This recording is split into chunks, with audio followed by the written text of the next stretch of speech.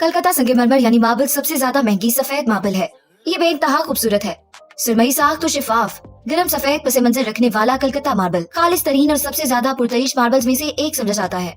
ये एक आला दर्जे के ब्रांड्स में शुमार होता है। दुनिया के सबसे महंगे मार्बल स्लेबों में से एक में सिर्फ एक स्लेब की लागत $10,000 से ज्यादा हो सकती है। तो सवाल ये पैदा होता है कि पहाड़ों से कलकत्ता कैसे निकाला जाता है और इसे इतना महंगा क्या बनाता है। तो चलिए आज की इस वीडियो में हम इस बात को जानते हैं कि कलकत्ता मार्बल आखिर इतना महंगा क्यों। संगमरमर सदियों से इस्तेमाल होता रहा है। फनकारों डिजाइनर्स के जरिए इसकी प्रमोशन भी बड़े पैमाने पर की जाती है। लेकिन कलकत्ता मार्बल सिर्फ किसी भी आम किस्म का संगमरमर नहीं। कुछ कलकत्ता के मुरब्बा फीट की कीमत $400 से ज्यादा हो सकती है। आला दर्जे के कारा मार्बल की कीमत 4 गुना से ज्यादा, जिसकी कानकनी इन्हीं पहाड़ों में होती है। इसका गर्म हाथी दांत का सफेद पस मंजर और सुरमई रगे कलकत्ता को दूसरे संगमरमर से मुमताज करती है। लेकिन कलकत्ता की कीमत दरअसल इसकी नायाबियत है। ये सिर्फ अफगान पहाड़ों में पाया जाता है। ये जगह करारा इटली का हिस्सा है। यहाँ 2000 साल से संगमरमर की कानकुनी की जा रही है। पहाड़ों से कलकत्ता मार्बल निकालने के लिए कई दहाइयों का तजुर्बा दरकार है। हम आपको एक एनारिको नामी कानकुन के बारे में बताते हैं जो 40 साल से कानकुनी कर रहा है। इसने ये काम अपने बाप से सीखा जो एक ही कान में काम करता था। ये चीजें इंतहाई जरूरी होती हैं कि कानकुनों की आंख तरबियत याफ्ता हो और अपनी महारत के ऐन मुताबिक हो।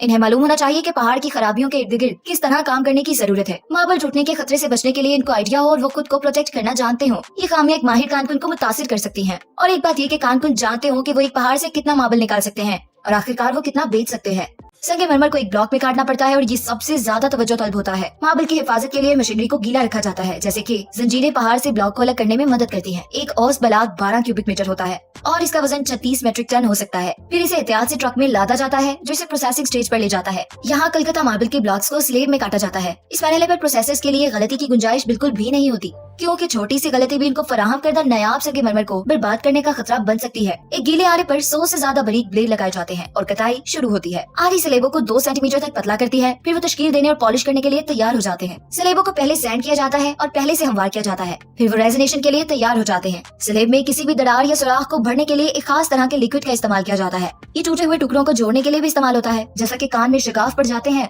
तो उनको फिल करने के लिए ये इस्तेमाल की जाती है। मार्बल की नायाबियत और इसके मयार पर एक छोटी सी गलती बड़ा असर डाल सकती है और स्लेब की कीमत गिर जाती है।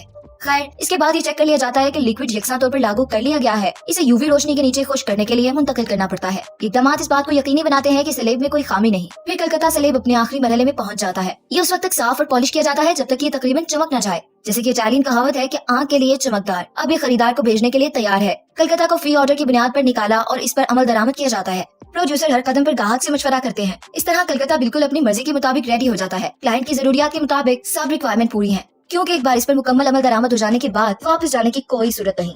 इसके खतरात और ज्यादा अखराजात के बावजूद सारिफीन अब भी कलकत्ता चाहते हैं। ग्राहक कलकत्ता को तरजीह देते हैं क्योंकि ये एक लग्जरी है, ये एक आला दर्जे की मसनूआत है, एक लॉन्ग लास्टिंग है और ये एक क्लासिकल भी है। ये किसी भी किस्म के फर्नीचर के साथ बहुत अच्छी तरह फिट बैठता है। सार्फिन को कलकत्ता जैसे सफेद संगमरमर ज्यादा पसंद है, क्योंकि इनमें गहरे संगमरमर से कम खामियां हैं, लिहाजा इन्हें कम देखभाल और मरम्मत की जरूरत होती है। कलकत्ता की मांग भी ज्यादा है दूसरे सफेद संगमरमर के मुकाबले में, जैसे कि रारा। कलकत्ता में आमतौर पर कम काली रगें होती हैं। इसे बैरूनी और अंदरूनी डिजाइन में शामिल करना आसान बनाता है और इसमें दूसरे आला दर्जे के मार्बल्स के मुकाबले में ट्रांसपेरेंसी होती है, जैसे स्टैचूरियो, जिसका पस मंजर दूधिया है, गहरा सुरमई रंग और रंग में कम तब्दीलियां नजर आती हैं। ये बावर्ची खाने के काउंटर टॉप बनाने के लिए बनाया गया है। ये कलकत्ता का एक आम इस्तेमाल है और आप आम कलकत्ता रग देख सकते हैं, लेकिन कुछ कलकत्ता इससे भी ज्यादा महंगा है। कलकत्ता सोना रग के रंग का हवाला देते हुए इन्हें तलाश करना खास तौर पर मुश्किल है, जबकि मयारी कलकत्ता की कीमत $10,000 से ज्यादा हो सकती है। 29,000 से ज्यादा कलकत्ता सोने की स्लेब तक पहुँच सकती है। और जबकि मखसूस कीमतों को सनक करार समझा जाता है, फरोख्त कोई मसला नहीं। पिछले 40 सालों में कलकत्ता की मांग में इजाफा हुआ है और बहरान के वक्त भी लोगों को इस किस्म के मवाद की बड़ी ख्वाहिश रही है। 2027 तक $68.5 बिलियन कलकत्ता के महंगा होने का इम्कान है। इसमें कोई शक नहीं कि ये दुनिया के सबसे कीमती कुदरती वसाइल में से एक है। हमारी वीडियो के बारे में अपनी राय का इजहार कमेंट बॉक्स में जरूर कीजिएगा।